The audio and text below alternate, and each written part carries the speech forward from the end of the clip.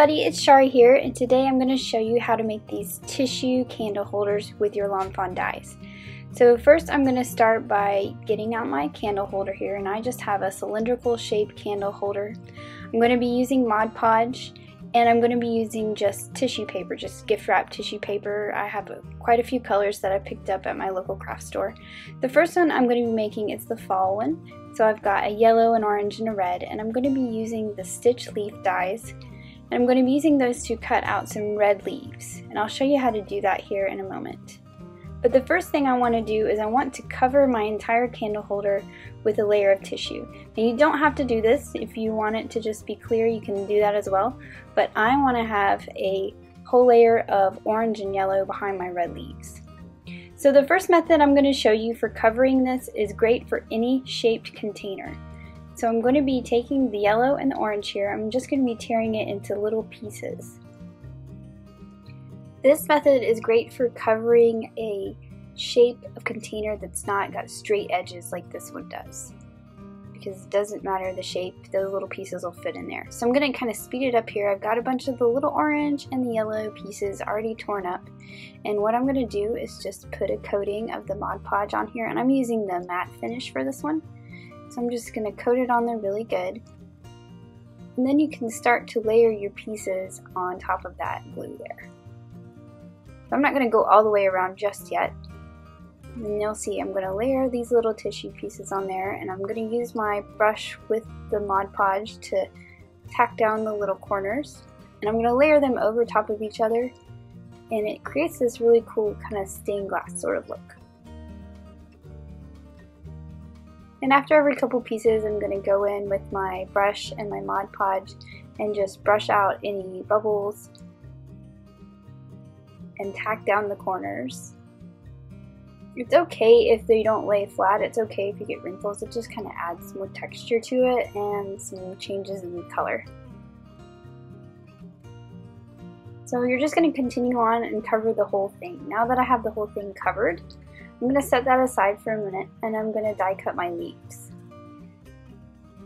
So I'm going to die cut these leaves from a piece of red tissue paper, and the key to die cutting through the tissue paper is to cut through a whole lot of layers all at once.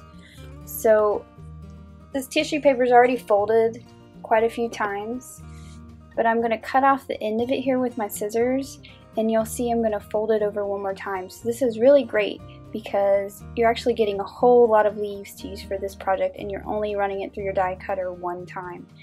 But it's so thin that you've got to cut through all these layers at once. So it's just kind of nice that it also makes you very efficient in cutting out your pieces. And to get the most out of this, I'm really going to shove them right against each other. You're going to see I'm going to fill that little square up with all those little dies. And then I'm just going to run this through to my die cut machine, and I'll get a ton of leaves to use in my project. So now that I've got this filled up with all these little leaves, I'm actually going to also add the shim plate that I use just to make sure it cuts through all those layers really nicely. So now that I've run that through my Cuttlebug here, you can see these pieces are going to just pop out. Be very gentle with them since they're fragile and they're thin paper, but it cut through them perfectly. And you're probably going to have to use some sort of piercing tool or something to pop those out, because they're going to be in there pretty good with those stitching details. But you can see if you just get something under there, you can kind of pry it up, just be really easy pulling those out.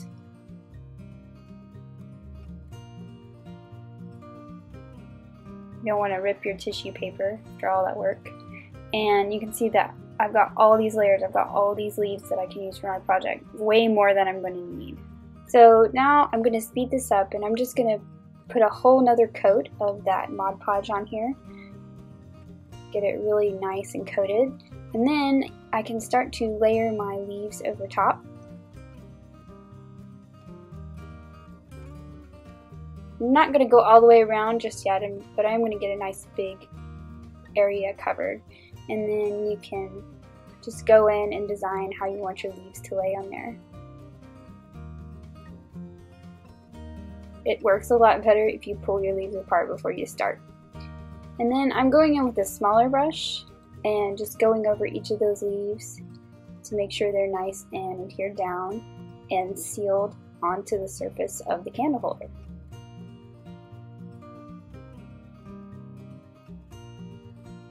And once I've got them all down, I'm just going to go back over everything and make sure there's a nice even coat of the Mod Podge over everything so that it's sealed down and we won't have any little edges trying to pop up. Now on to my second one here. I've already die cut a whole bunch of my snowflakes in various colors of blue tissue paper using the Stitch Snowflakes dies here. And I've already separated them out and kind of made this palette of snowflakes to use on my project. Now this one I'm going to cover a little differently. So I just want one layer of this white tissue paper to cover the whole thing. So what I'm going to do is measure how tall it is, and I'm just going to line this piece of white tissue paper up on my grid mat here and use a straight edge and a craft knife to cut at that height. I think it was 4.5 there. I'm counting down those squares so that I can just wrap it right around there. Now this only works if you have a shape of candle holder that has straight edges. If you've got something round or oddly shaped, the method we used in the first candle holder would be your best bet on how to cover it. But you could also do that by using just all white. So now that I have that cut to the right height, I actually wrapped it around there to figure out how long I needed it, and I'm just using my scissors to cut that straight line. It doesn't have to be perfectly straight. So now there'll only be a tiny overlap around the back side. So I'm going to be using the satin Mod Podge on this one, but I'm actually going to do a layer of the sparkle Mod Podge at the end, so it doesn't really matter which one I'm using to cover it. Just this is a newer jar, so I didn't have to stick my brush. I was so far down in there, that's kind of why I decided to go with this one.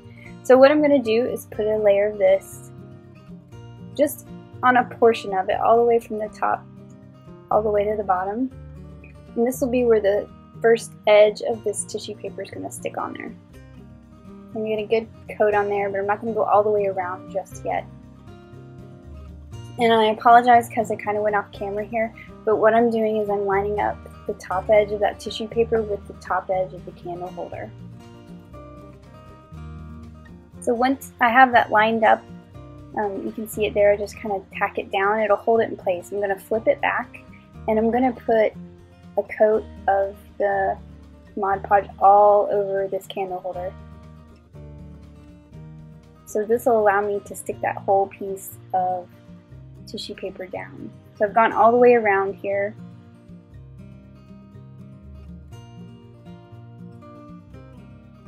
And then I'm just going to take that piece of tissue paper and pull it back around. You can pull it a little bit so it's kind of flat, and it'll keep it from getting too many wrinkles and bubbles. But you can see why this will only work around a shape that's got straight edges on it, and it wouldn't work very well around a curved shape. And now that that's down, I can just go in with my adhesive and tack down the edge of it too. I can go up underneath it and then use it to tack down the end. And then I'm going to do a coat of this all over the white. So I'm going to do a coat over the whole thing, a nice thick coat, and this will seal in the white tissue paper as well as give me a surface to glue my snowflakes down to. So I've done a coat on the whole thing, and I'm going to speed this up here too. So now I can just go in and start placing my snowflakes and make my snowflake design. And I'm just varying the shades of blue that I'm using here. And this first layer of snowflakes, I'm not going to overlap any of them. And you'll see I'll go back and add more to kind of overlap them and make them look like there's more than one dimension to them. These are very delicate, so you be very careful with them. This works a little better than the leaves because I went ahead and separated them out so I can go a little faster with them. I'm sticking to mostly the lighter colored ones for this base layer of snowflakes. You can see I'm putting a couple of the dark blue in there, but I add more of the dark blue ones when I do my second layer of snowflakes.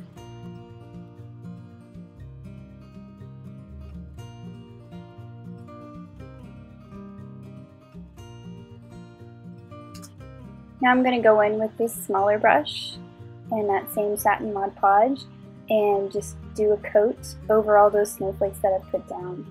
I'm being very gentle with it so I'm sure not to tear these delicate tissue snowflakes. But you don't have to be too careful, they're stuck down pretty good, and unless you're very rough with it, it'll be okay. So now that those are all stuck down, I can go in and kind of start to layer some more of them over top.